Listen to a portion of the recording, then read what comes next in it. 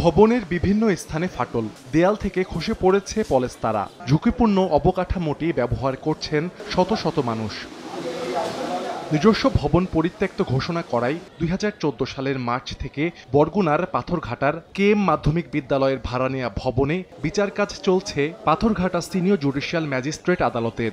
কিন্তু জরাজীর্ণ হওয়ায় এ ভবনটিও পরিত্যক্ত ঘোষণা করা হয় 2021 সালের 10 মার্চ। পরে 2022 সালের 11 অক্টোবর জেলার চিফ জুডিশিয়াল ম্যাজিস্ট্রেট ভবনটি ছেড়ে বিকল্প জায়গায় বিচার কাজ পরিচালনা করার নির্দেশ দেন, কিন্তু এখনও বাস্তবায়ন হয়নি সে নির্দেশনা।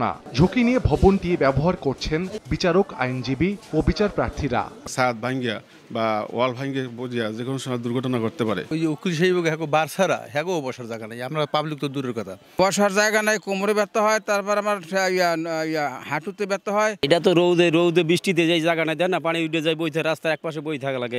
এই অবস্থায় আমাদের এই আদালতে সকল কাজকর্ম আমাদের কাছে ঝুঁকিপূর্ণ মনে হয়। নথিপত্র রাখার জন্য যথেষ্ট জায়গার অভাব আছে, ছাদ থেকে পানি পড়ে। আপাতত আদালত স্থানান্তরের কোনো উদ্যোগ না থাকলেও গণপূর্ত বিভাগ জানায় আদালতের জন্য নতুন ভবন নির্মাণ করা হচ্ছে। গত অর্থ বছরে 2000 অর্থ বছরে চৌকি আদালত নির্মাণ করার জন্য আমাদেরকে গণপূর্ত বিভাগকে কিছু টাকা অর্থ বরাদ্দ দেয় এবং এবছর টেন্ডার করা হয় এবং এই কাজটা চলমান আছে বর্তমানে।